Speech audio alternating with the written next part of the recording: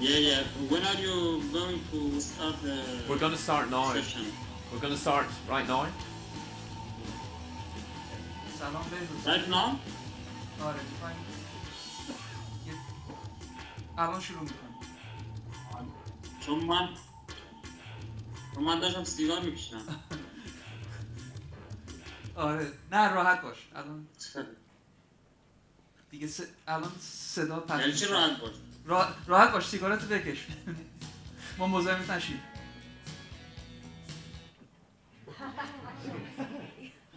I told him, don't let us bother you. Have your cigarette. Yeah. I'm going to talk for a while, Behrouz, so you can smoke. No, I didn't.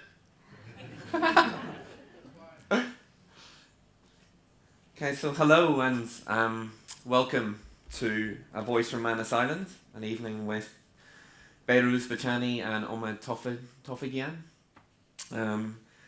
My name is Neil Vallelly. I'm a researcher at the University of Otago in the English and Linguistics program and the Centre for Global Migrations. And this is a really special event for our city, for Dunedin, and the overwhelming interest in the event has been really heartening, and it's I'm sure Omid and Behrouz will be really pleased to see the turnout tonight. We also have a group watching in Invercargill. There's some people who have gathered down there to watch a live stream on YouTube, so I say hello to them, to Leon Hartnett down there who's organised that. And before I introduce our very special guest, I just want to give you a kind of brief overview of how the evening will go. So we'll begin with a discussion with Behrouz and Omid about this remarkable book, No Friend But the Mountains. And then we'll have our first of our two poetic interludes. So in our first reading, Emma Neal and Rian Gallagher will read to us. Then we will continue our discussion with Behrouz and Omid.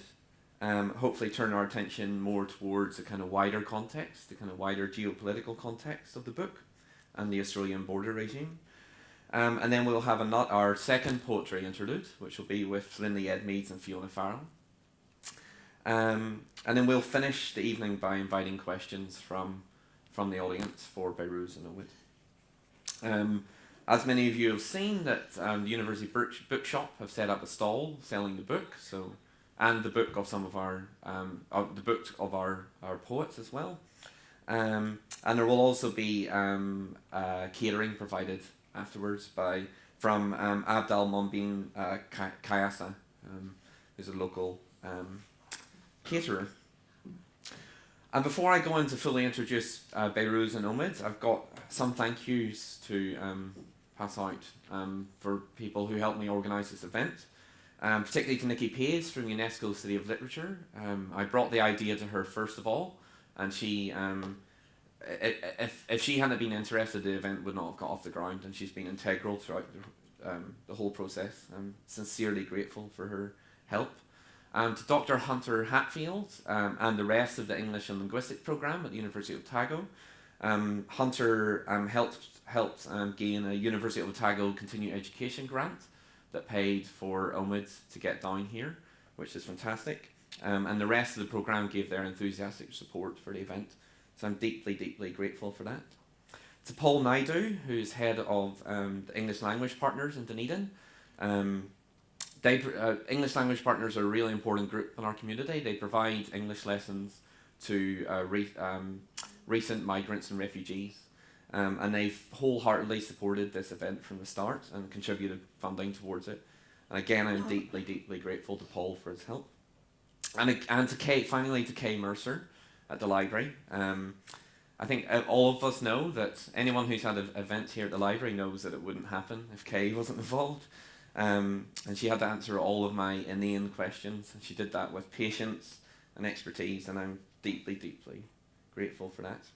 I'd like to thank Bart for providing sound tonight and Callum for recording the event. The event will be, it's going to be recorded by Callum and it'll be put up online in the coming weeks afterwards. Okay, so without further ado, let me move towards my discussion, our discussion with Omid and Behrouz. So for those of you who are not fully aware of the barbarity of the Australian offshore detention system, let me provide some very brief context. Omid, Behrouz and I will talk about this anyway, but just to get us into the discussion. So the Australian government have been detaining migrants and refugees in offshore detention centres since the turn of the century, although there's also a longer history of that, which we might get into. But these detentions escalated again in 2012 with the reopening of the Manus Island and Nauru regional processing centres, when the then Australian Prime Minister Kevin Rudd stated the immortal line, quote, "From now on, any asylum seeker who arrives in Australia by boat will have no chance of being settled in Australia as refugees." Since then, there have been tales of unspeakable horror on these islands. Tales of self-harm, suicide, physical and psychological torture, people setting themselves on fire, and acts of murder, with many of these tales involving children. Behrouz Boochani has witnessed and chronicled many of these events in his stunning multi-award-winning book, No Friend But the Mountains, written laboriously on his phone in Farsi from within Manus Prison and translated into English by Omid Tofighian. But the book does much more than chronicle these events. It combines journalistic prowess with philosophical critique, incorporating Kurdish mythology and poetry with political commentary and psychoanalytic reflection. It situates the detention centres on Manus Island and Nauru within histories of colonisation and migration, and links these detention centres to other forms of social, political, economic and environmental injustice. No Friend But the Mountains will go down in history as one of the great pieces of prison literature. And there is no doubt that with this book, Behrouz Boochani has established himself as one of the most astute political and cultural thinkers of our age. It's my great honour to introduce him. Associate Professor Behrouz Boochani graduated from Tarbiyat Muallim University and Tarbiyat Madaris University, both in Tehran. He holds a master's degree in political science, political geography and geopolitics. He is a Kurdish-Iranian writer, journalist, scholar, cultural advocate and filmmaker. From 2013 to 2017, he was a political prisoner incarcerated by the Australian government in the Manus Island Regional Processing Centre in Papua New Guinea. Since being forcibly transferred in 2017, he continued to be incarcerated in one of the new prisons on the island. Boochani is Adjunct Associate Professor in Social Sciences at the University of New South Wales, non-resident visiting scholar at the Sydney Asia Pacific Migration Centre, University of Sydney, honorary member of PEN International, and winner of numerous journalism awards. He publishes regularly with The Guardian, and his writing also features in the Saturday paper, Huffington Post, Financial Times, and the Sydney Morning Herald. Boochani is also co-director with Arash Kamali Sarvastani of the 2017 feature-length film Chukka Please Tell Us the Time, and collaborator on the play Manus. He is author of No Friend But the Mountains, writing from Manus Prison. At the Victorian Premier Literary Awards 2019, his book won the Victorian Prize for Literature in addition to the non-fiction category. He also won the special award at the New South Wales Premier's Literary Awards and Non-Fiction Book of the Year at the Australian Industry Book Awards. Behrouz joins us via Skype from Manus Island. Joining us in person is Dr. Omid Tofighian, who is an award-winning lecturer, researcher and community advocate, combining philosophy with interest in citizen media, popular culture, displacement and discrimination. He completed his PhD in philosophy at Leiden University in Netherlands and graduated with a combined honours degree in philosophy and studies in religion at the University of Sydney. Tofighian has taught in various universities in Australia, Abu Dhabi, Belgium and Netherlands. His current roles include Assistant Professor of English and Comparative Literature at the American University in Cairo, Adjunct Lecturer in the School of Arts and Media at the University of New South Wales, Honorary Research Associate for the Department of Philosophy, University of Sydney, Faculty at Iran Academia, and Campaign Manager for Why Is My Curriculum White, Australasia. He has published numerous books and journal articles, is author of Myth and Philosophy and Platonic Dialogues, which was published in 2016, and translator of Behrouz Boochani's multi-award-winning book, No Friend But the Mountains. Please join me in welcoming Behrouz and Omid to Dunedin.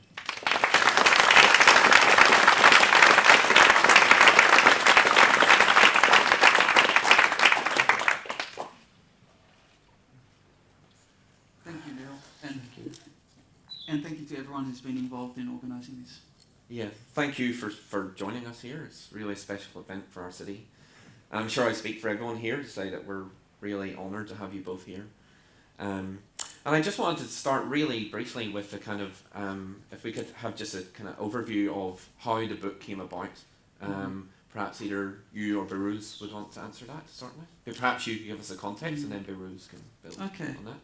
Yeah. Behrouz, I'll explain a little bit about how we met and how the book project began, and I'll let you describe some of the more profound details of the book, the way you know best. I've been involved in working with displaced and exiled peoples for some time. It's also part of my own history as well, so it's something I'm passionate about, not just from an academic and an activist perspective, but also in terms of my identity as well. So it was about the beginning of February 2016 that I noticed an article published in The Guardian, and when I read it, it was shared amongst some of the activist groups that I was connected with. When I read it, I thought to myself, this is an amazing work of analysis. In fact, I interpreted it as being a philosophical interpretation, a philosophical critique. And it was especially important because it was written from within the detention centre, from someone within the detention centre. And I was amazed why I don't know this person, why I haven't heard of this journalist who's been locked up, and why isn't he part of the discourse? So I said I have to send this writer, this intellectual, a message. So I contacted him through Facebook, and luckily Behrouz responded. He gets quite a lot of messages. And, at that time he wasn't as well known as he is now, of course, but still with the weak internet connection and the lack of access to the internet, I wasn't expecting a reply immediately or at all. So when he replied, we started a slow conversation. And when he found out that I'm an academic, he asked if I could help with translation every now and then. His first translator, Manus Prison, of course, has a lot of commitments, has a life as well, and does a lot of important things. And Behrouz is a really prolific writer, so he needed to be in contact with other people. He needed to create a network of people who could help him out when it was necessary. So I said, look, I'm not a translator, but I can definitely help if you have trouble finding someone to translate urgently. So I translated an article soon after that, and the response was excellent. We continued. Later that year, I accepted to translate the book, and the rest is history. Great. I also wonder if I can ask you, Behrouz, quickly.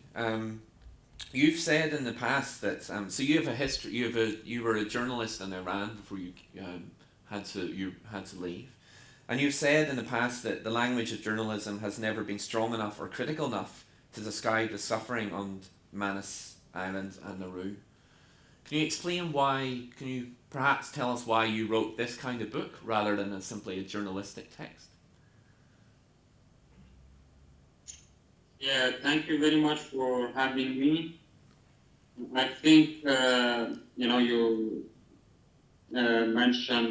pointed out the exceptional and the important thing that always I work on this way, to criticize journalism language and create a new language. So, at the beginning when you were talking about the history of Australian detention industry, you mentioned that this place, off-food processing center, So I think, what I call this place prison. So prison is one of the first concepts that I created, because I didn't want to use the words and concept that created by the government. So the government always, try to create its language and justify this barbaric policy through that language. So unfortunately, the media and the current journalism language exactly is the language that the government is using. because the journalism is related to the power, is related to the structures, is related to the power structure. So that's why I needed a different kind of language to represent our situation, to be able to tell this story, and I be able to tell this story without reducing this tragedy. When we are using government language, unfortunately, we help the government to reduce this tragedy. What is happening in Australia now? The Australian media, they always, many of them ignore arts completely, and some of them that sometimes they, use about us, they, manage the information. Let me give you an example. Someone made contact with me and said that after 6 years that I have been following the news, I have been following the media. Just now, I feel and I think I understand the system. Just now that I finish your book.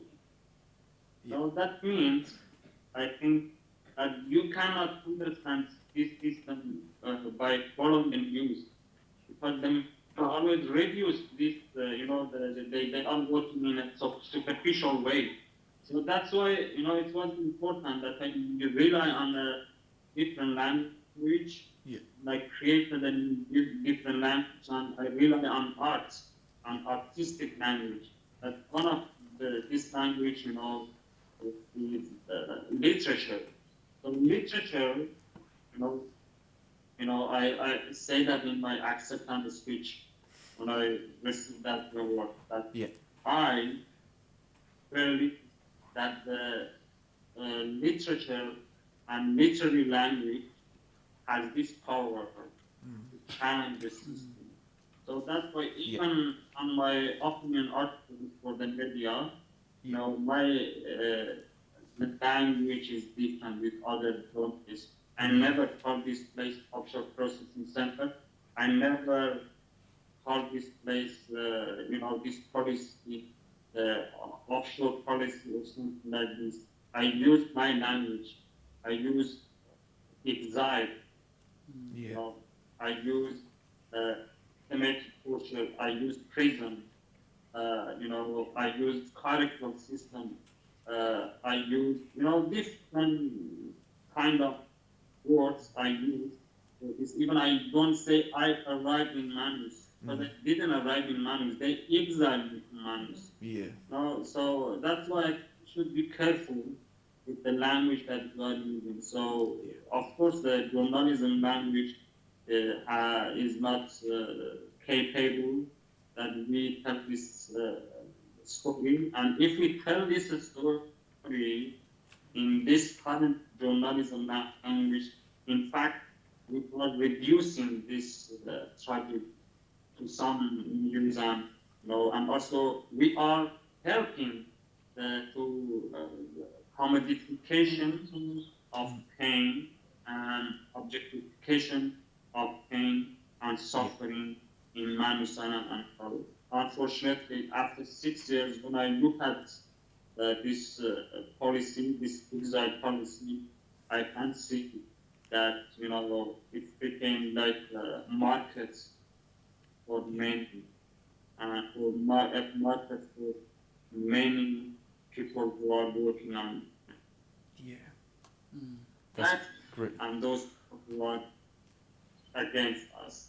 That's fantastic, Behrouz. Thank you so much. Do you want to jump in? Yeah, actually, from the very first article that I read written by Behrouz, I noticed that there was a distinct literary quality to it. So there was this philosophical dimension. There was this really deep, well-skilled journalist coming through, the voice of a well-skilled journalist coming through, but there was also this literary quality to it as well. So I actually noticed what was happening here was beyond one genre. Yeah. There were multiple genres and multiple layers, and Behrouz increased this kind of multi-layered approach as he continued to write journalism. And so when I started reading the book, I noticed that not only was he using his journalistic skills, he was bringing in a whole range of other things, philosophy, psychoanalytic examination.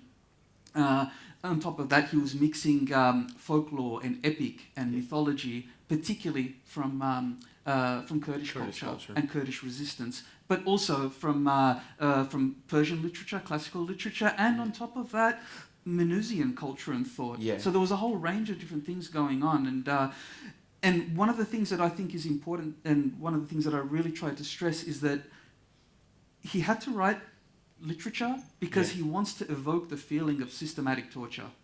One of the things that he was trying to do from the very beginning with his journalism was explain to people that what's happening here, what's happening in Manus Island and in Nauru, and I should mention onshore detention and community detention in Australia, what people are going through is a form of systematic torture. Yeah. And stats and data and kind of journalistic style description really couldn't communicate that, couldn't evoke that feeling of systematic torture. Yeah. And I think he achieved that by mixing all of these different styles and evoking the feeling, the lived experience and the lived endurance in his literature. I think that's what's so remarkable about the text is that you've described it in the past as an anti-genre, and it's unlike any book I've read before. It's quite a remarkable piece of, and in kind of artistic sense, it's an absolutely remarkable piece of writing, that's stunning given it was written on a phone within right at the heart of the prison system. And that's one question, actually, thinking about language, the importance of language. I wondered if you could tell us a little bit, Omid, about the translation process, given that Behrouz has talked so powerfully about the importance of language in trying to describe the systematic torture. How did you find that daunting when you first read the book, when you first were approached to translate it? And then how did you preserve the kind of the energy of the language that Behrouz wrote in Farsi and when you translated to English, and did anything change in that process? Well, from the very beginning I was really anxious because, as I said, I'm not trained as a translator, and although I should say that I've been interpreting and translating for my parents pretty much my whole life, so I didn't realise that this was going to be a skill that would help me later on in my research. And you kept getting frustrated. I'm sorry? You kept getting frustrated with them when they were... Oh, yes, and also, there was a lot of responsibility. It actually after a while, it became second nature. Okay. And I didn't really think about it as, developing a skill or enhancing any kind of talent or any kind of training in terms of understanding language and the differences between language and the transfer of meaning. And I think when I first started translating Behrouz's journalism, I noticed that there's something quite well-honed in me that's coming through, and it developed. It became better after I continued with Behrouz, because before then I'd really only translated very short passages, or and most of my translating work was actually interpreting, but that's verbal. So when Behrouz asked me to switch from journalism to literature, I was actually really anxious because I know literature is one thing and journalism is very different. But as I started reading the book, I noticed that I think 3 or 4 pages into it, I was certain this was going to be a masterpiece. It was so much more profound and sophisticated and multi-layered than anything I'd ever read before in English or in Farsi. And what was interesting was that Behrouz was sending text messages out from, let's say, 1 paragraph up to 2 pages to Munis Mansoubi, and she would collect these text messages, and based on Behrouz's instruction, she'd put them into chapters. Then once I came into the project, she emailed me those PDFs of every chapter. So when I received each chapter, basically I was looking at 1 long text message. And I translated that whole chapter, or each chapter, and then as I was translating and consulting with Behrouz would send me short passages, sometimes a paragraph, sometimes a sentence. Every now and then he'd send me a voice text with a sentence, and he'd ask me, do you think this would fit well here, or Omid, please put this at the end, and so on and so forth. So it's really difficult to explain what the process is like. There are so many different layers and phases and experiences, but we can talk more about that later. But I think Behrouz could probably explain better than me I think so. the difficulties he had to face in writing this book and why he had to write it using WhatsApp text messages. Exactly. I wonder, Behrouz, if you could tell us a little bit more about how you wrote the book and why you had to use WhatsApp, and how did you do it without being discovered? Yeah, actually, it was not the first time I was, working on a big project. So before that, I made a movie on my phone, on WhatsApp, with my co-director, Arash Kamali Sabristani, based in Netherlands. So we made that movie only on via WhatsApp. So it was really hard, I had to be awake until morning to send the files. So it was really hard to make a movie in 90 minutes, actually 89 minutes via WhatsApp. And that movie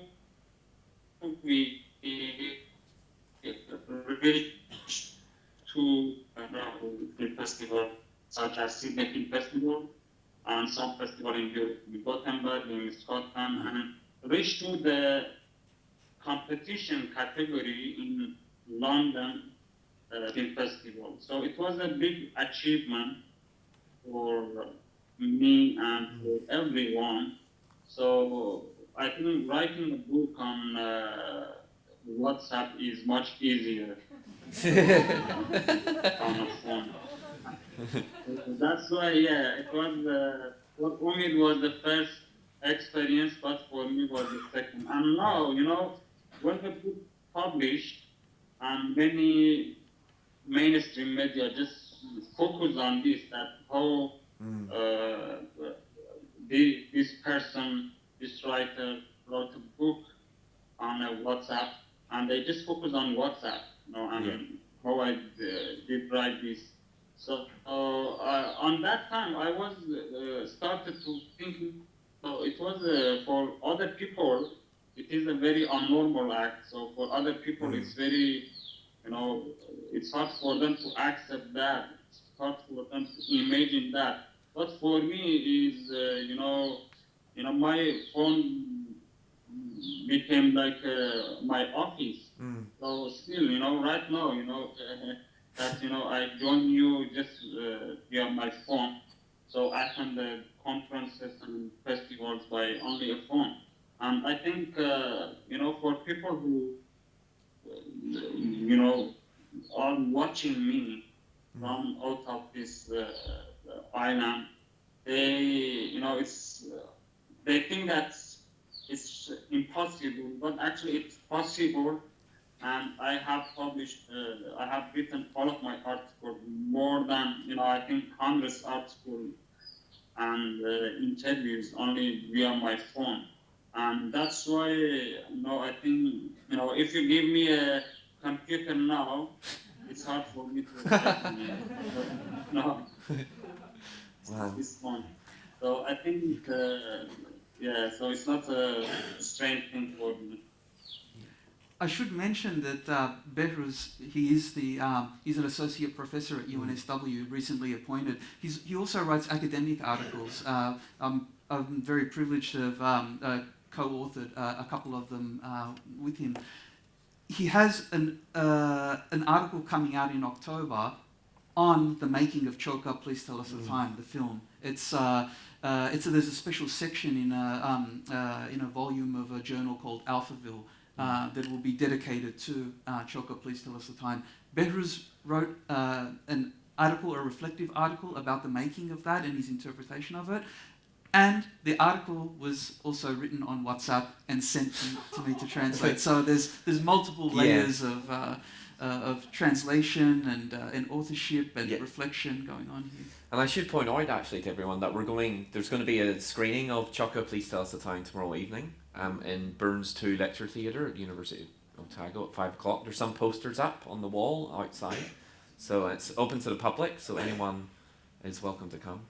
And we'll maybe talk a little bit about it afterwards as well, which would be great. I think we'll go into our first poetry section soon, but I wanted to ask you, Behrouz, you talk in the book about the importance of poetry to Kurdish culture and to yourself. I wondered if you could tell us a little bit about how important do you think that poetry is to not only to your situation but to society and more generally. Pardon, امید ببخشید چی بود؟ به نظر شما فرهنگ و سنت و ادبیات کردی خیلی برای شما مهمه و خیلی نقش مهمی داره تو کتاب. شعر چه نقشی داره تو زندگیت با تو نوشته هات؟ Yeah, actually, about Kurdistan, even the movie, Chokha Please Tell Us the Time, that it is about the refugees in Manus Island, but in fact, it's about the local people as well, against colonialists. And colonialism is the culture that I was born in, and I grew up in colonialism. So when they exiled me to Manus Island, as a court, exactly, I left Iran because I was a court, I left Iran because of my cultural activism, because of my journalism work towards the Kurdish the culture, about Kurdish culture. So when they exiled me to Manus Island, it was very familiar for me to understand that, this policy, this policy established on colonialist thinking. So it was not a strange and unknown thing for me. So even in the movie, Chokha Please Tell Us the Time, a part of it, the people who talk in the movie, they speak in Kurdish. Kurdish cultural elements in the movie, the Kurdish music, the Kurdish songs, and also even I show the Kurdistan flag. So I think it's I as a Kurd, first as a human, and second as a Kurd, I am committed, to work about Kurdistan and the tragedy in the history of Kurdistan.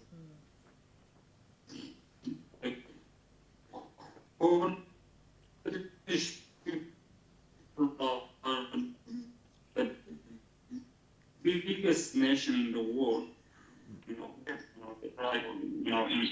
The Kurdish people still are struggling to get this right. They're struggling that the central government recognize their language as a formal language. So that's why, I, as a human, second as a court, I am committed to anything that I do, even about the refugees, even about, from a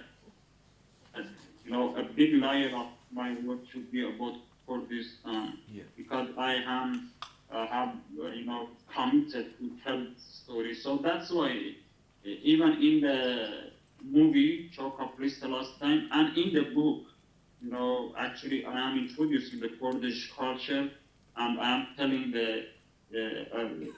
something about the Kurdistan, and, even the title of the book, No From God the Mountains, actually it is a Kurdish term that I use it to, and name this book, so to introduce, Kurdistan and engage more people with the history of Kurdistan and political plight in the history of Kurdish people. So that's why I think, in all of my works, a big layer to understand and about the politics in Kurdistan and about the Kurdish culture and folklore and music.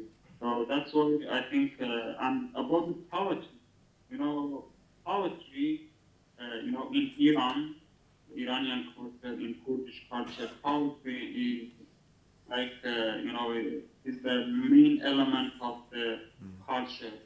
So everyone in Iran and Kurdistan in some ways are poets, So, and the interesting thing is that I don't recognize myself as a poet strongly, because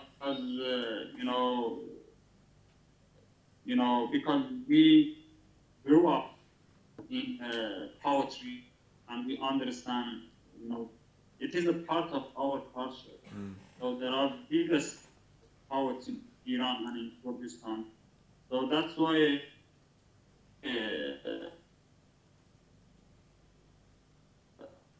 I think don't call me as a poet, even though only many times that you are poet. I say, no, I'm not a poet. So that's why, but I am using poetry. I am using poetry to create new, perspective in my works. So I don't work like as a professional poet, but I am using poetry. I am using poetry, just, امید میخوام اینو بگم poetry مثل یه نمکدانه برای من. خب نمکدان نمیخواد چیز بنویسی امید ساده میخوام بگم مثل یه نمکدانه که این من نمک اینجور میپاشم رو غذا این پاوتری برای من یعنی من نمیخوام از پاوتری فقط اینو استفاده میکنم یه نمک میپاشم به غذا که غذا خوشمزه بشه خوش‌طعم بشه یا فلفل نمیدونم یه همچین چیزی. Poetry for me is like a salt shaker. I use it to add flavour to the meal that I've prepared. You could call it salt and pepper or spices. It's something that I add to what to the meal that I've already prepared.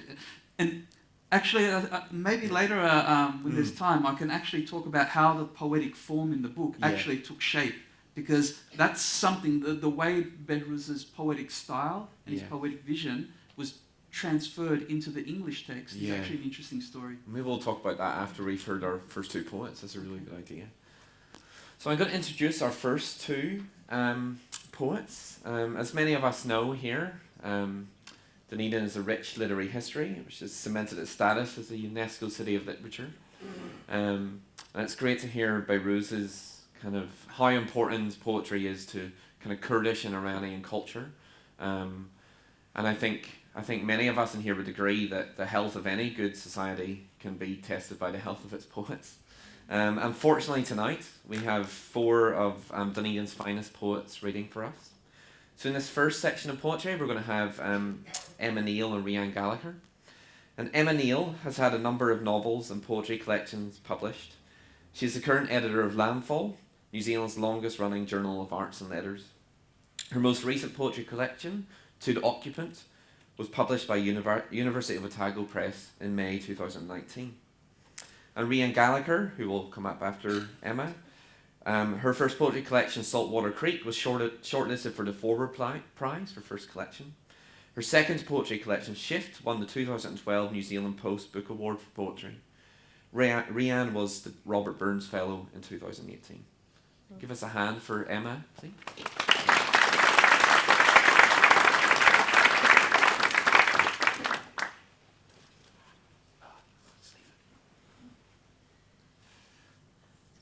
It's a privilege to meet such an extraordinary writer and intellectual, Behrouz. Your endurance and advocacy make me want a new language, a new word for heroic that hasn't been diluted or tarnished by its use in other popular contexts. Yet speaking here is a privilege nobody could want, as it means we stand and witness to prolonged governmental human rights abuses. My paternal grandfather was a prisoner of war for 6 years during World War II, and I grew up hearing snatches of story about his experience that always made me say things like, "I just can't imagine how terrifying it must have been." And he would say, "Good, may you never truly know." It feels very strange to be standing here, an embodiment of the privilege of that not knowing. But it shouldn't be a privilege, it should be a right. We should all have the right never to know religious, ethnic, or cultural persecution or detention without trial. As the UN Refugee Agency says, asylum is a fundamental human right for people fleeing violence, persecution, war, or disaster at home. I can only hope that events like tonight's occasion help to shine the full searchlight of shame onto the Australian government's deliberate and inhumane policy of oppression. The poem I'll read tonight is a response to an image that many of you will have seen on world media of the little Syrian boy, Alan Kurdi, or Shenu. Alan was of Kurdish ethnic background, and his family tried to reach Europe during 2015 in order to escape ISIL. They wanted to get to Canada, but they weren't granted asylum there, so they made an attempt to reach the island of Kos. After paying $5,860 for their place in a small inflatable boat that could take up to 8 passengers, it was overloaded with 16 people and capsized in the Mediterranean. So the poem is both a response to the photo that many of you will have seen, but also to the way that a particular Guardian article was framed. It's called Warning. This item contains images an audience may find distressing. A thin child in clothes that don't quite fit, mid-shin trousers and red short sleeves, although the autumn morning is charity cold. His back swaddled in foreign air, face down against the white winding cloth of the shallows, cheeks pressed to wet sand, like a baby burrowed into the scent trace of lavender. Only please, won't someone tuck love's covers over his shoulders? Don't stay in that twist, little one. Your back and neck will ache when you wake. The sea is an unschooled nurse to let you lie that way. The white hygiene gloves of the soldier, such small care who lifts your drifted spine. He is trained not to weep, so he can still see this shore hill, navigate the sinkholes of all dread terrain, trained not to mistake you for his own son, to stifle the cries, Allahu Akbar, grant forgiveness. In his arms, horrors answer. This era contains events we must find appalling.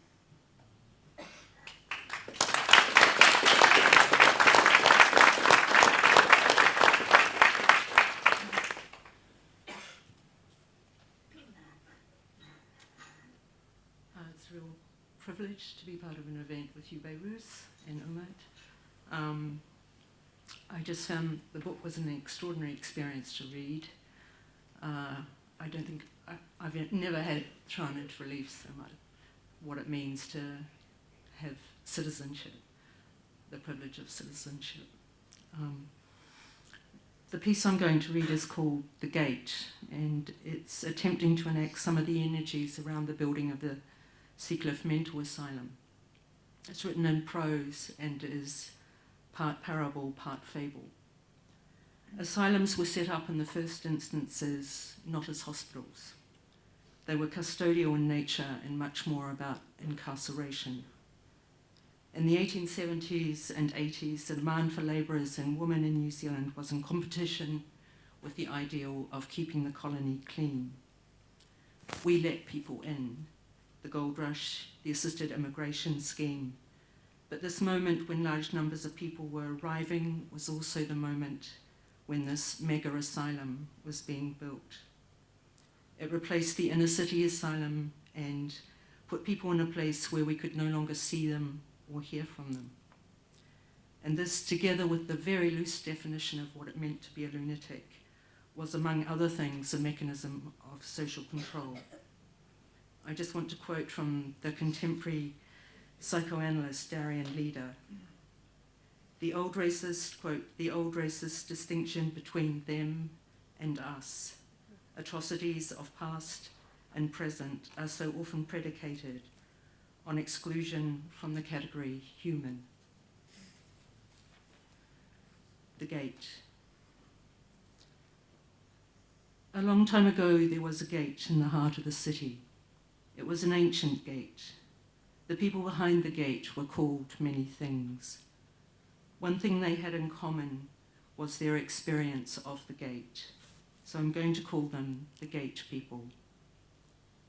The gatekeepers held a meeting to debate the state of the gate. One man presented a plan for a new gate.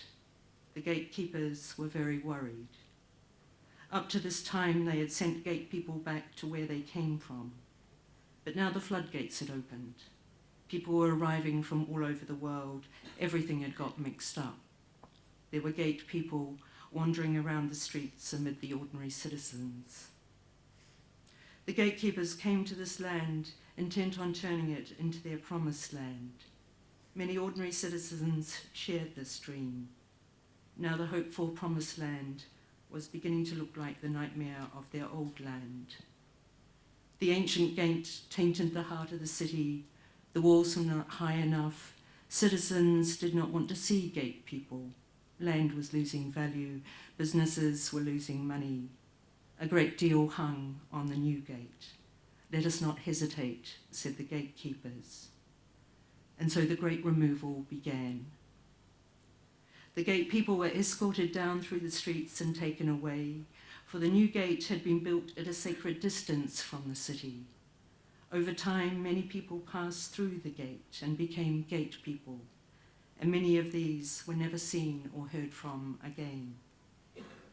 Some citizens pretended the gate had nothing to do with them, but no one, not even the pretenders, could forget that the gate existed. On the slope above the sea, the high, wide, heavy gate stood.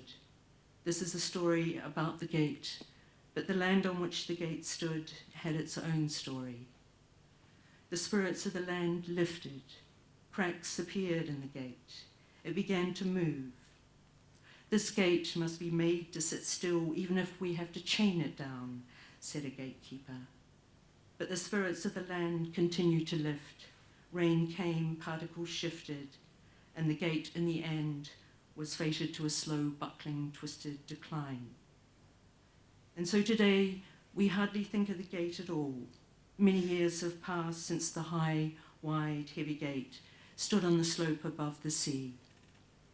People go out to the land and walk in the remnants of the old gate garden and are refreshed by the sea air. Sometimes you will see a visitor standing on the site, gazing into the big space the way a migrant might stand on the shore, thinking of their homeland, as if messages were being sent on the waves. The past is never really past. And so it is that the land spirits still stir and lift, burdened yet with the imprint. On days when the mist rolls in over the slope, you too may feel the gate in the air above and hear the grinding ache of the hinges as it opens and the gate people come to the threshold, voiceless and pleading.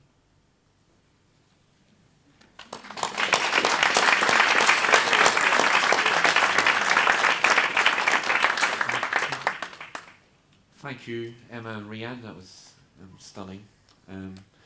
So I wondered maybe if we could just pick up where you were, just where we left off, where you mentioned about how poetry came to be in the book. Actually, so many new ideas and so many new points of conversation have just come to mind after listening to those two poems. So thank you. I'd like to return to some of the themes that you touched on, you expressed so beautifully in your poetry. When I started to translate Behrouz's book, I noticed that some kind of change or transformation in sentence structure had to take place. Farsi has very long sentences, particularly in when writing literature.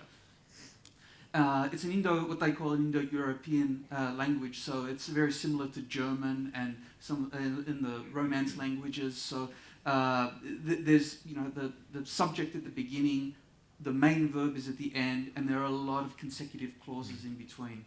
So trying to translate this and by keeping the sentence structure becomes really awkward, really difficult to read in English, and loses all of the melody, the rhythm, the poetic resonance in the original language. So what I had to do was actually split up the sentences into a number of smaller sentences, which meant that I had to repeat subjects, verbs, adverbs, adjectives, phrases. So because I was splitting up the sentence, the meaning had to come across.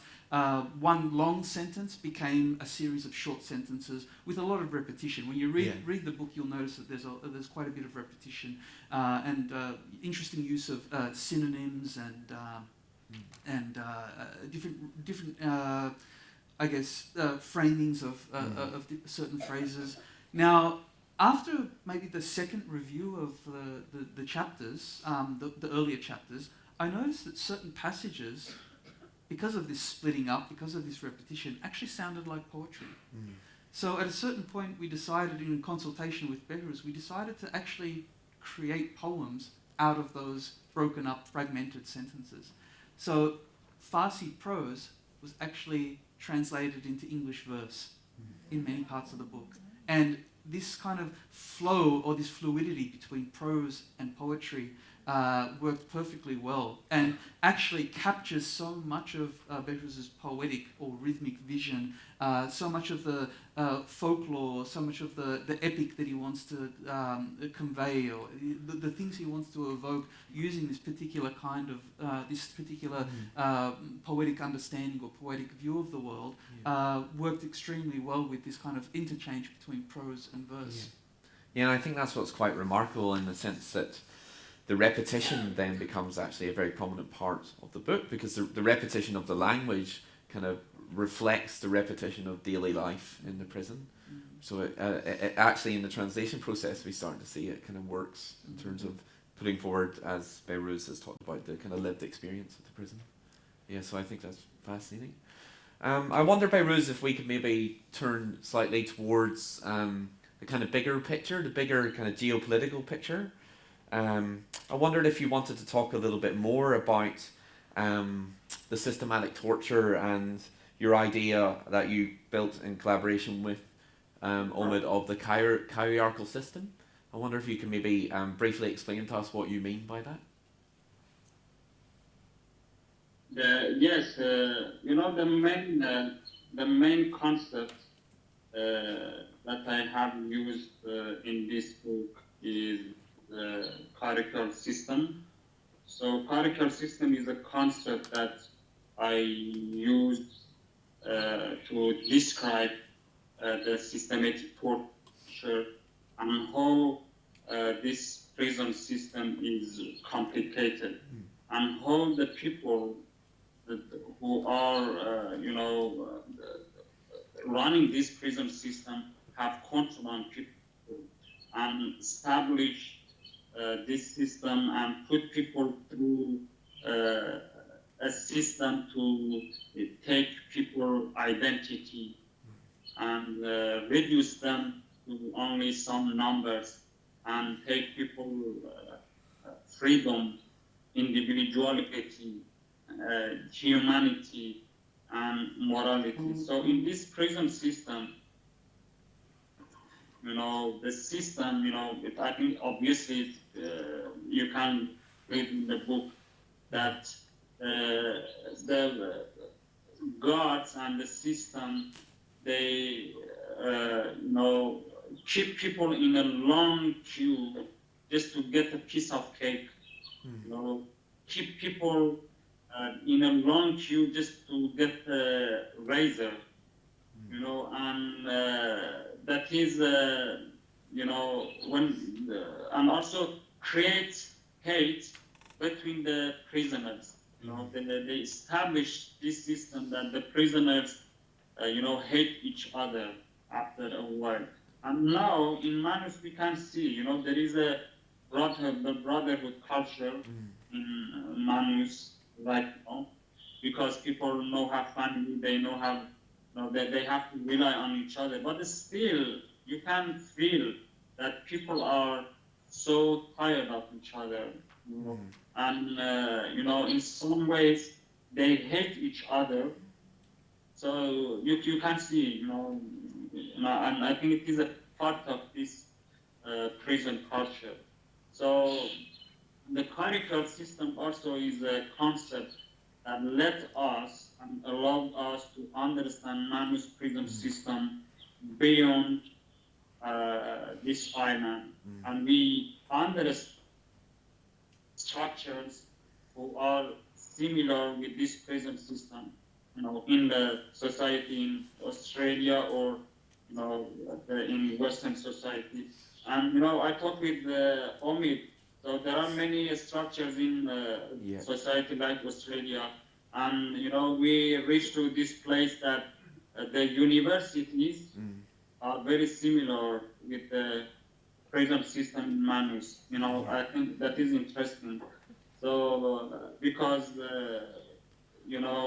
this system, in the hospitals, in the military places, in education system, in the they keep people through a complicated bureaucratic system and make people like robots. They take people freedom. And I think it's important.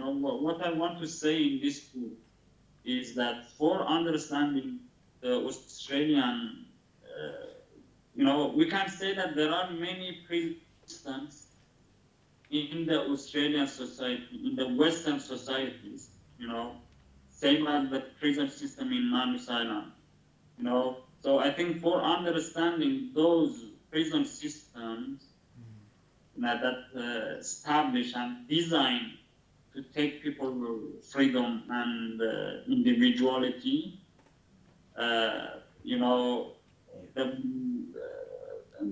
original version is we can't find it in Manus prison system. Can't find it here. So, but I described that in امید ببخشید اینو اگه میشه توضیح بده که من اومدم اون سیستم بوروکراتیک و اون بوروکراسی خیلی پیچیده‌ای که توی زندان هست و آدم‌ها رو مکانیزه میکنه، آدم‌ها رو ماشینیزه میکنه. من این دقیقاً از این کار سیستم استفاده کردم که اینو توضیح بدم که چطور آدم‌ها رو مکانیزه میکنه، آدم‌ها رو ماشینیزه میکنه با زندان هست. What I tried to do in the book is talk about how this extremely complex bureaucratic system is designed for the purposes of creating or transforming human beings into machines, mechanizing human behavior. So the kyriarchal system is a concept. It's a notion or an approach that tries to unpack or tries to explain this particular process of transforming human beings into machines. And I wonder to kind of... تو کتاب من اشاره کردم که در مورد صف‌ها که گفتم اینا رو به عنوان صف‌های هوشمند یا صف‌های متفکر، و من اینجور استفاده کردم، یعنی کلمه‌ای که استفاده کردم اینه، یعنی یک فکر و یک تفکری و یک اندیشه‌ای پشت این صف‌ها هست. همینجور صف‌های معمولی نیست که آدم‌ها توی صف وایسادن که یک پرتقال بگیرن. خب اینا صف‌های هوشمنده، صف‌های متفکره، طراحی شده. When in the book, I have a section where I describe the queue, the way the queue is being designed, and I talk about the queue as though it has agency, it's conscious. The queue has intelligence. So when I talk about the queue, I'm not talking about just people waiting in line to get an orange, for example. I'm talking about something that has been designed and something that has its own agency, that works on its own, operates on its own. Wow. That's so, and I think that's what's so remarkable about this book, in the sense that it's so important to remember that this is not a memoir. This is a philosophical text, a theoretical text. And I think the really important thing to realise is that Manus Prison is not an aberration. You know, it's a manifestation of something that already exists in our culture. And I think Behrouz does such an important job of outlining that. It's not simply to say that this prison is extraordinary.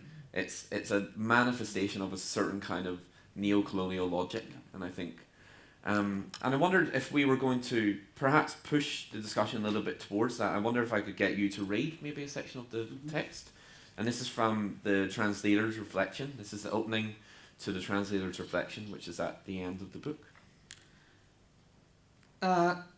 These opening passages to the translator's reflection, I wrote in a way trying to explain something particular about knowledge or insight, and how understanding the system requires a particular positionality, or being in a having a particular viewpoint or perspective. And I wrote this as a story, and it's inspired by some of the research that I do in social epistemology. So I'll just leave it there and I'll read it. We can talk about it later. But I just wanted to put it into that framework. There is an island isolated in a silent ocean where people are held prisoner. The people cannot experience the world beyond the island. They cannot see the immediate society outside the prison, and they certainly do not learn about what takes place in other parts of the world. They only see each other and hear the stories they tell one another. This is their reality.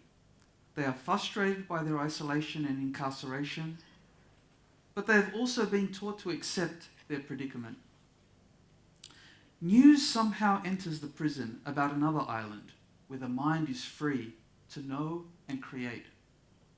The prisoners are given a sense of what life is like on the other island, but they do not have the capacity or experience to fully understand. The people on the other island have special insight. They see things that the prisoners cannot. They create things that the prisoners cannot. And they certainly know things that the prisoners cannot. Some of the prisoners resent the people on the other island. Some simply do not understand the people there or try to undermine them.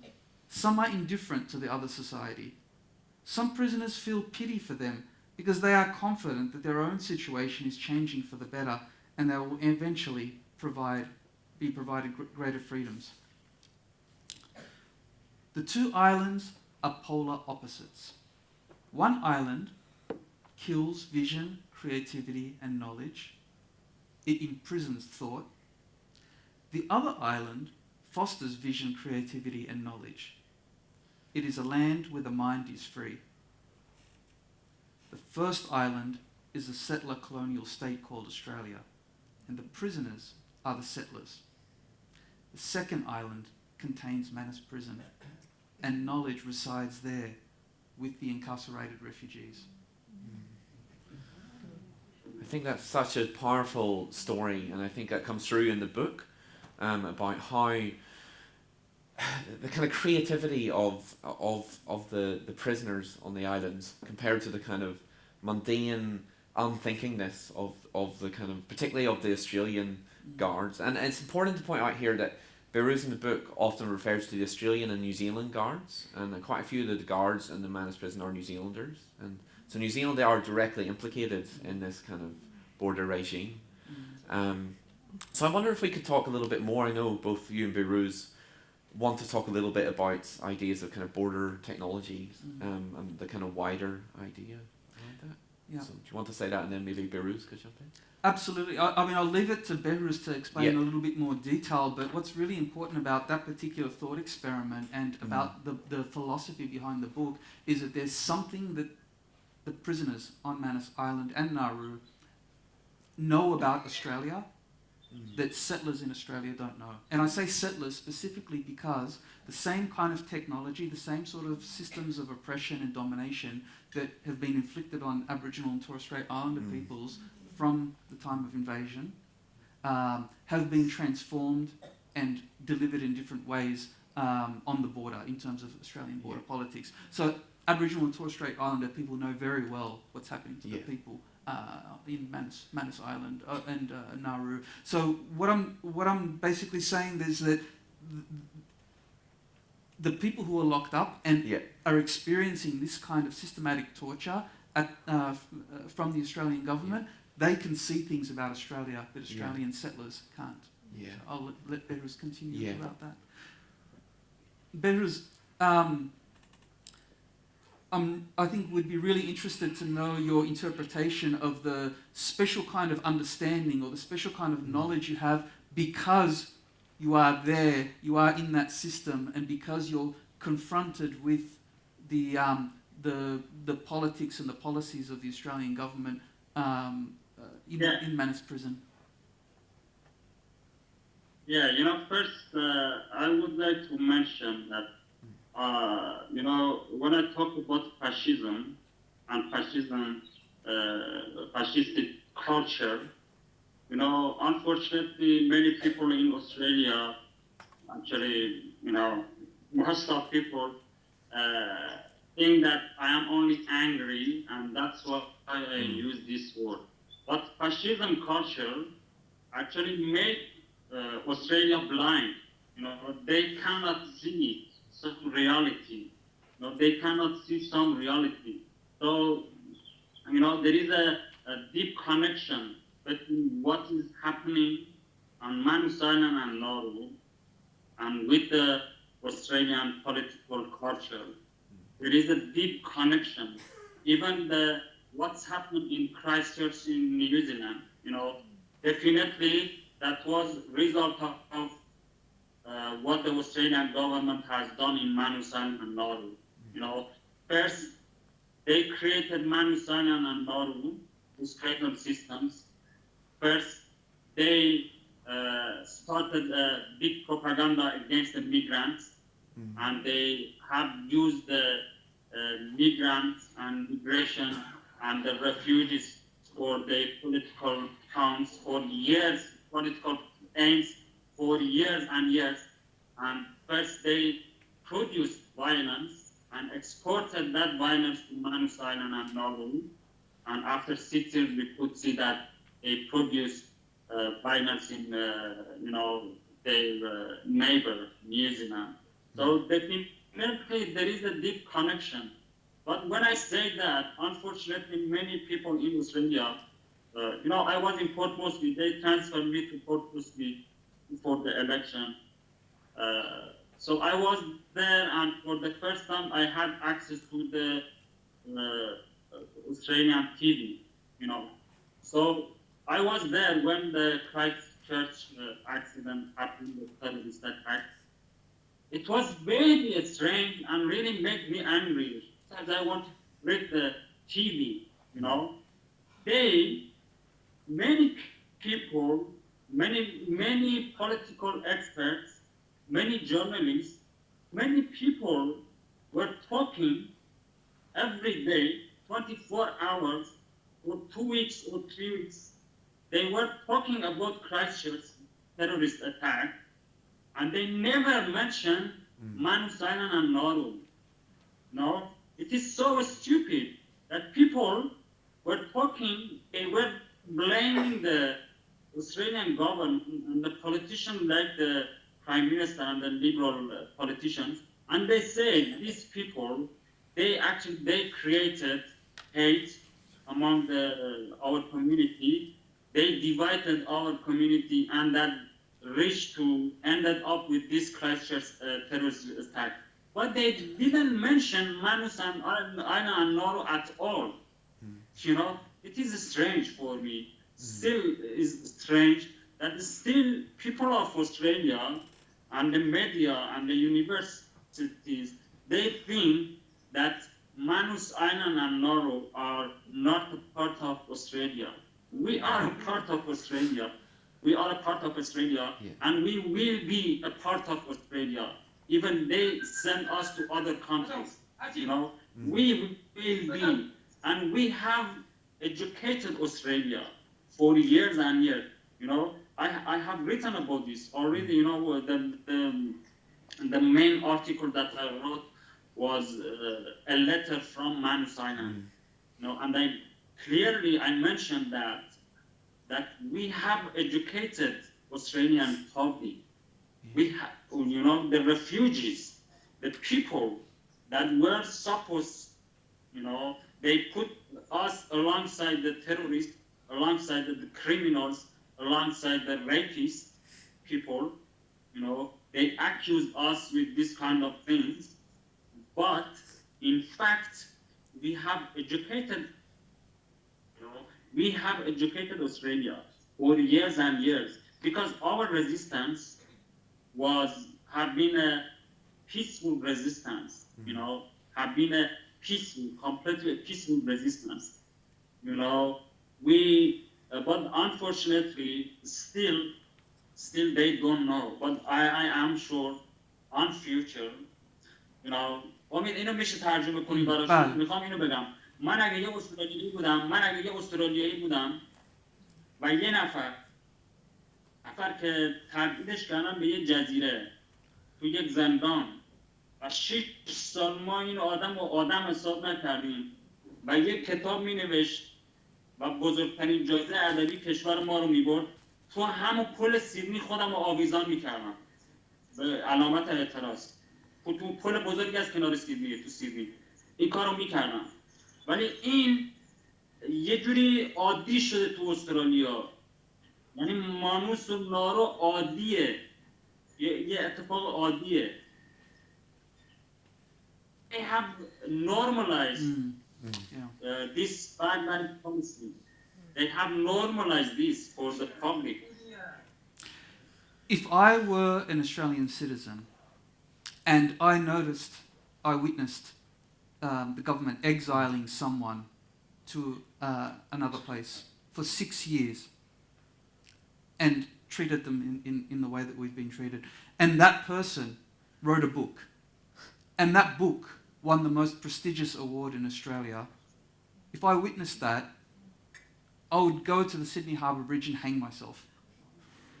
But the Australian people treat this as normal. What's happening on Manus Island and Nauru has been normalised. I think I might just add to that. میخوام اینو بگم. ببین این دیگه خیلی سوراله. ما یه نفر رو بردیم توی جزیره، یه سری آدم قرار بوده اینا رو انقدر شکنجه کنیم که فرار کنن برگردن به کشوراشون، ولی بعد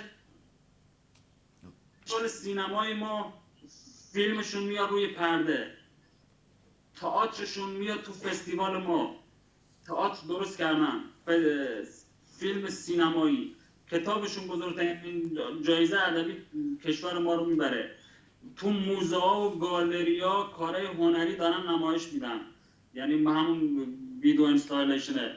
این همه مقاله نوشته شده. چطور این یه اتفاق عجیبی؟ این بزرگترین چالشه. ولی این کشور چون در حال حاضر نمیفهمن این چیزا رو.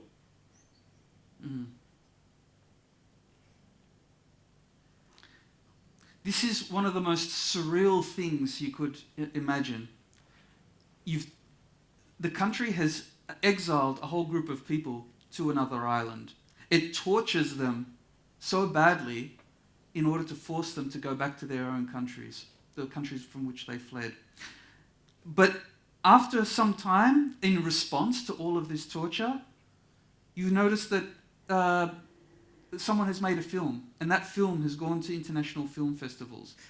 That someone who's endured that torture has contributed to theatre projects So they've written a book that's won the most prestigious literary prize in Australia. They've written a whole range of different articles on different topics. And all of these together are an enormous challenge to the system, an enormous challenge. But the Australian people still haven't been able to see the paradox there, the surrealist element of that. Yeah. I think you wanted to maybe expand a little bit more on what Behrouz is saying. I think the only thing that I want to add to that, I mean, Behrouz explained it extremely well, but the only thing is that Australia, by treating refugees on Manus Island and Nauru in this way, they're transforming the identity and the emotions of the Australian public. They're reducing people's capacity to be compassionate, to treat each other with humanity. So it's not a coincidence that suddenly we're seeing a huge rise in abuse in different institutions in Australia. The elderly, for instance, there's a lot being exposed about how the elderly are treated, particularly in nursing homes, disabled people, the university, the way people are being treated, educators in the country are being treated as are being degraded basically into, and these are some of the most important people in our society. On top of that, there are lots of people in Australia who came to Australia with visas, had a different migration experience, but suddenly where stories are coming out, reports are being written about families who have a disabled child, for instance. Suddenly they're being deported because it'll cost the Australian government too much money for that particular family to remain in the country. So there's very little outrage about this. And I think what's happening in Manus and Nauru is creating the conditions for people to ignore it and all of that. Or as Behrouz pointed out very well, they've normalised this kind of hate and enmity and lack of compassion between everyone. Eventually, people will be doing this to their own family members. They'll be doing this to their best friends. They'll be doing this to the most important people in their society. Already, like we said, they're doing it to the educators. Yeah, that's so powerful words. It's just. Oh, would you like to say something, Behrouz? I wanted to mention something about the systematic censorship. So they established this policy on basis of national security, and national interest.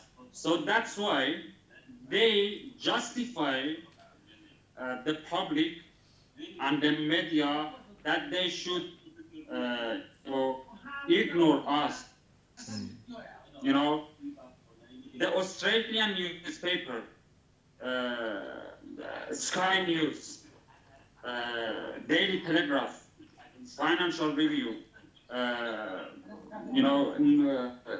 Channel 9, Channel 10, Channel 7, they completely ignore us in a way that we are not exist.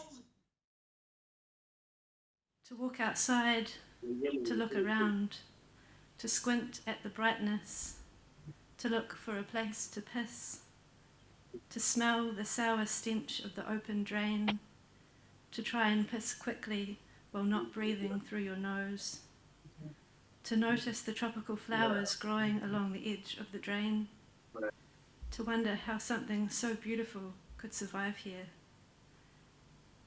to see the line of men forming, to walk towards them, to join the queue, to hear a man say something, to say something back, to smell his stale breath, to stand, to move an inch, to stand, to fold your arms, to unfold them, to feel the heat coming up from the concrete, to look towards the shadows, to move an inch, to stand, to hear a dog barking in the distance, to enter the dining room, to see a man eating, to see him push food into his stale-smelling mouth, to stand, to feel hungry, to try not to feel hungry, to wonder what is for breakfast, to try not to wonder just in case, to move an inch, to get to the guard sitting on the plastic chair, to hear him ask for your number, to tell him your number, to see him look for it in his book, to see him cross your number out, to hear him say, move on, to move another inch, to get to the front of the queue, to lean on the counter, to wait for your plate, to see the guard shake his head, to hear the words, unfortunately, breakfast has run out, to lean on the counter, to ask why, to be told we are fulfilling a duty assigned to us, to hear those words again inside your head, to stand, to register the heat, to turn, to see a man push his last mouthful into his stale-smelling mouth, to be told to move on, to get pushed aside, to hear some men yelling, to walk outside, to hear more yelling, to sit on the ground, to be told to stand up, to ask why, to be told we are fulfilling a duty assigned to us, to stand up, to walk towards the shade, to sit, to look at the fence, to close your eyes, to open them, to hear a dog in the distance, to close your eyes, to open them, to look at the fence. Thank you.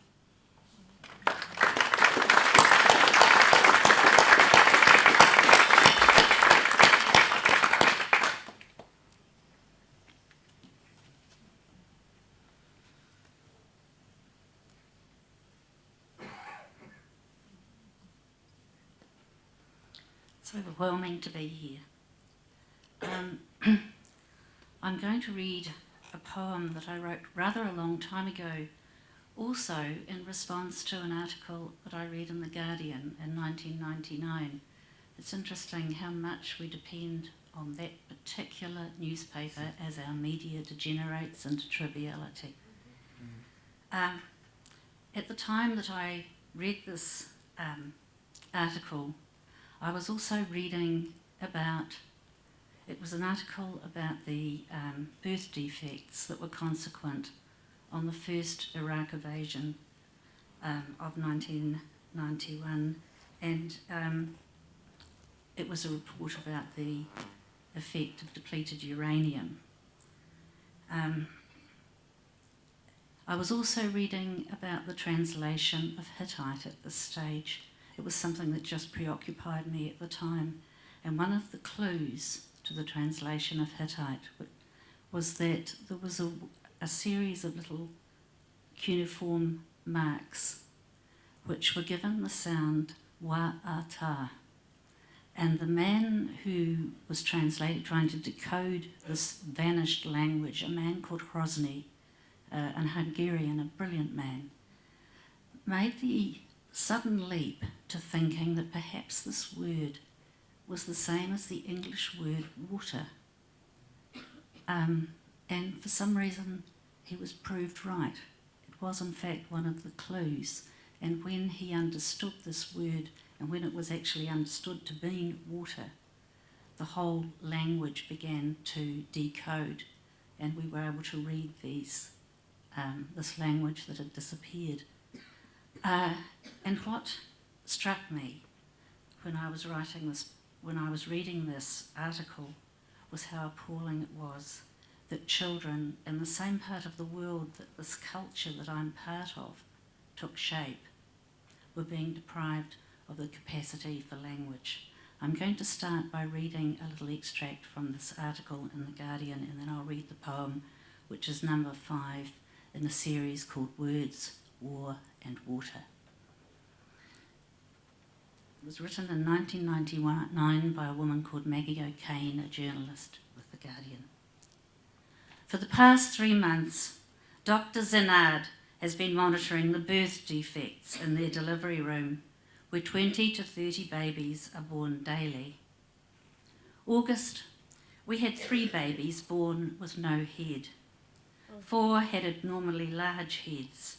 In September, we had 6 with no heads, none with large heads, and 2 with short limbs.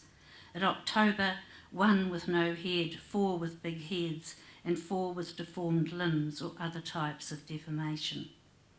The most likely origin of this gene-twisting force is not Iraqi, but Western.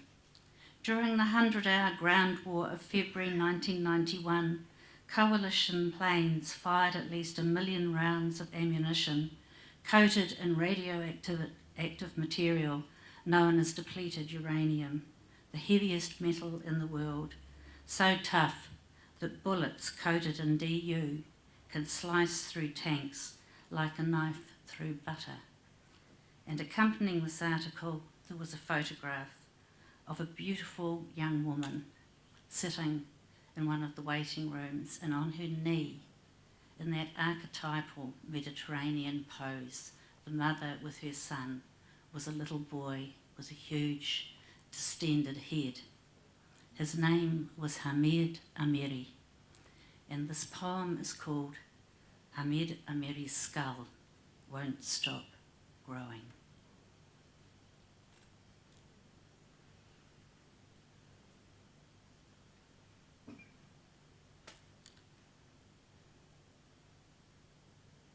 This is the language of war.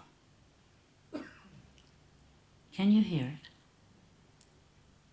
Not trumpets or drums, nor the thrumming of machines, nor the thud of the big guns.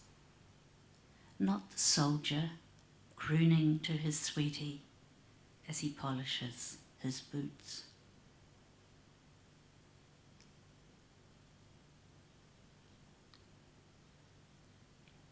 This is the sound a child makes who is born with no head.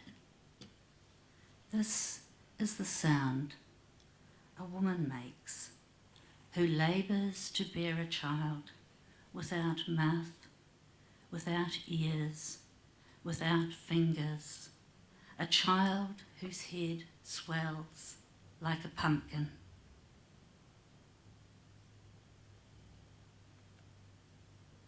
Can you hear it?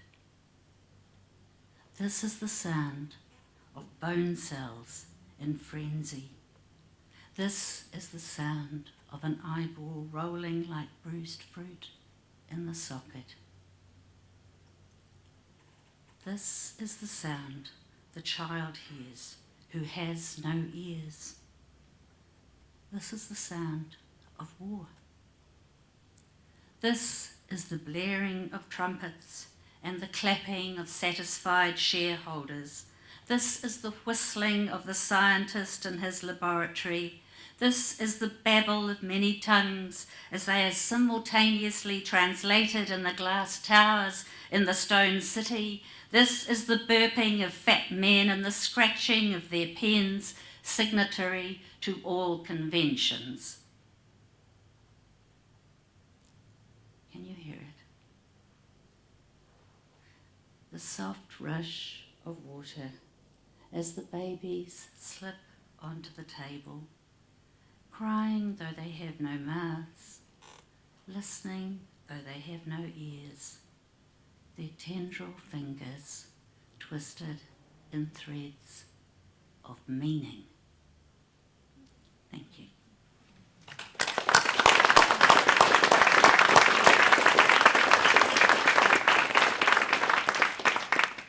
I would say thank you so much to all our poets.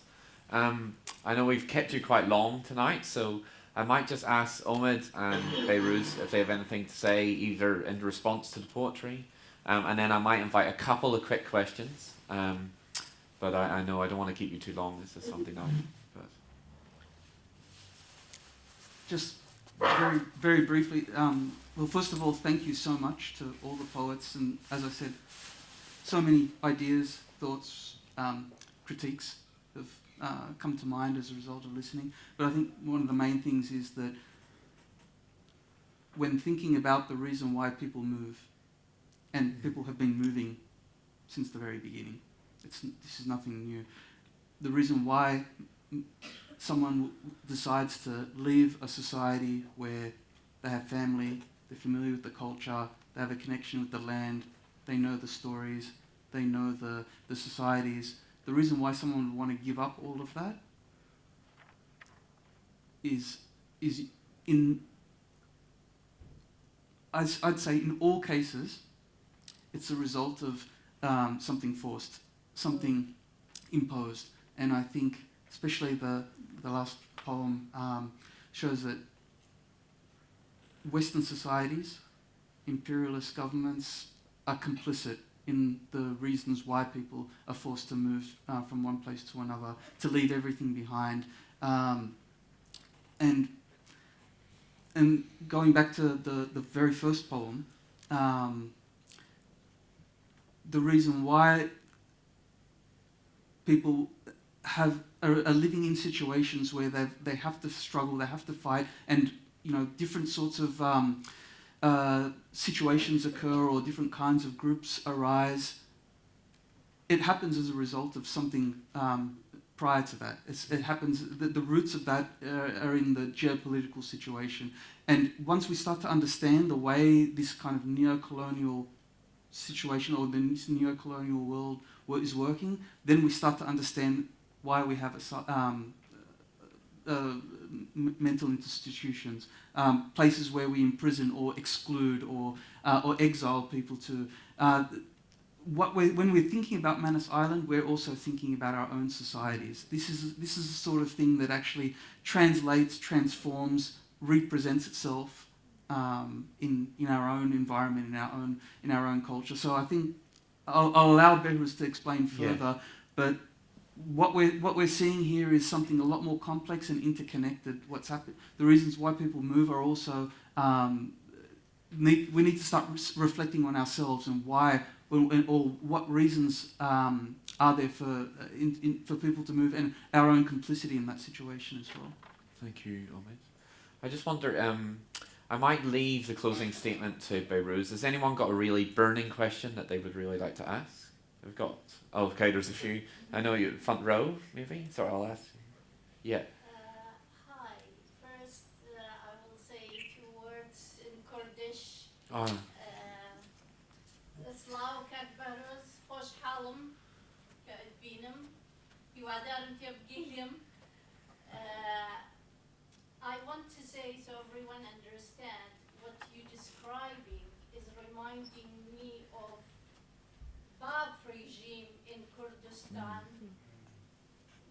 It reminds me of Ba'ath regime in Kurdistan of Iraq. I'm concerned about safety, your safety. How do you feel about your safety in that situation? Because it's similar. I describe it as the dictatorship of Middle East in a modern way in this area. So how do you describe it, your safety? Aren't you concerned about your safety after this book and these publishing?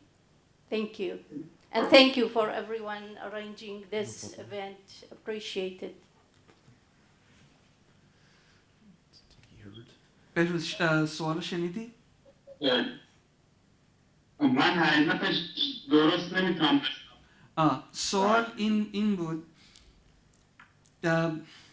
سوال از یکی دوستان کردیمون هست که به شما سلام میرسونه، میگه که این شرایطی که الان توش هستی، توش گیر کردی، خیلی شباهت داره با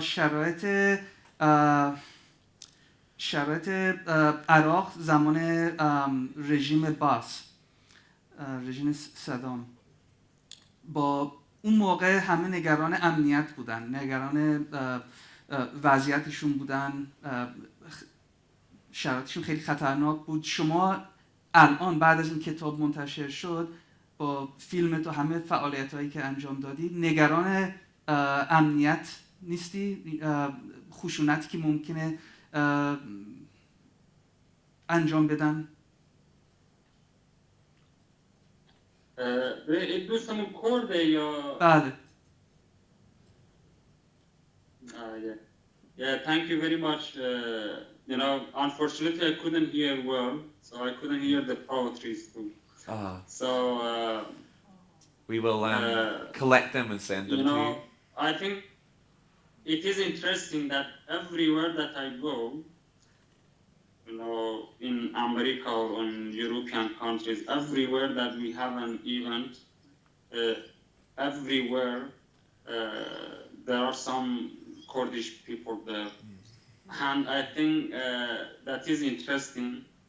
And I use that to say that it is, you know, this placement is a part of Kurdish history. And, you know, that's why everywhere that we go, definitely there are some Kurdish people there.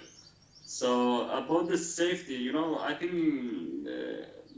it is a good point that, you know, I left a religious dictatorship system, and now I am living under another dictatorship system. So when I say dictatorship system, people of Australia say that Australia is not a dictatorship system. You know, they compare themselves with us in Manus. What is happening here, it is more than dictatorship system. So for someone like me, I am between the religious dictatorship system and modern fascist dictatorship system. So right now I'm living in the middle of this, you know. So that's why I asked this question, that where should I go? You know, where should I go? So about the safety, you know, it is one of my big concerns.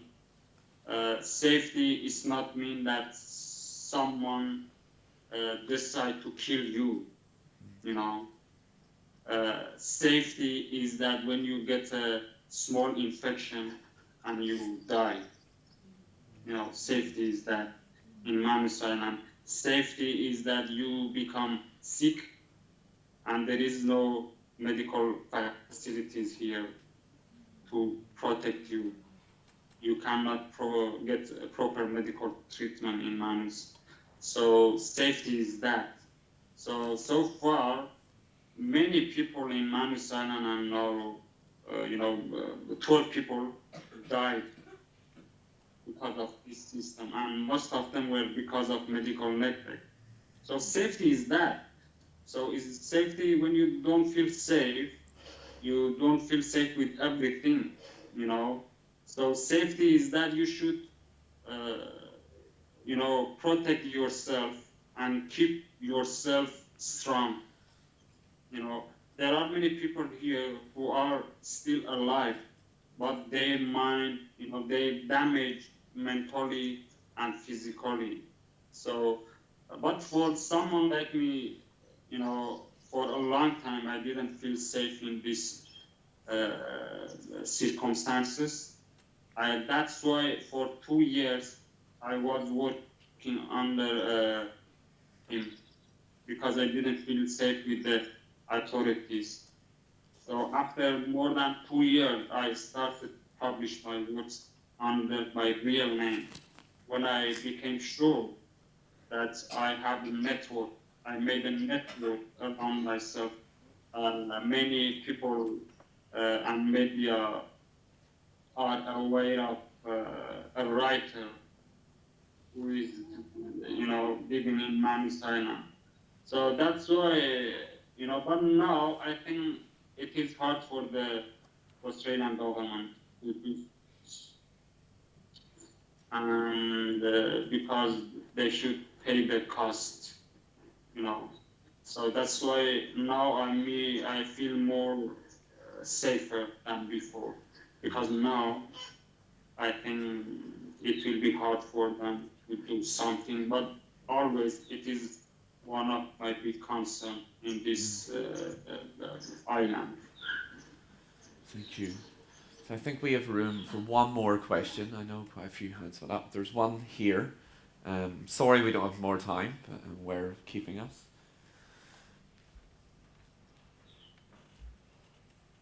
Thank you for sharing your time with us. We've spent a couple of hours looking at you. Would you like to look at us? Have you seen us at all? I will turn it around.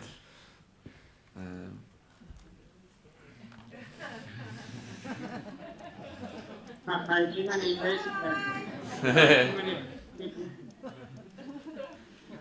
thought that there are 20 people. Oh, there's more than that. Would you like to ask? Oh, that was the question. Fantastic. So would anyone like to ask the final question of Behrouz? Or would you like just a quick question? Is it go? Yeah. Yeah, look, I just wanted to say, Behrouz, for the last period of time I've been sitting here, this is amazing technology to be able to be in the same place with you at the same time when you can't move. And I just wanted to say, like I think everyone else here, I've felt your pain for the last period of time intensely.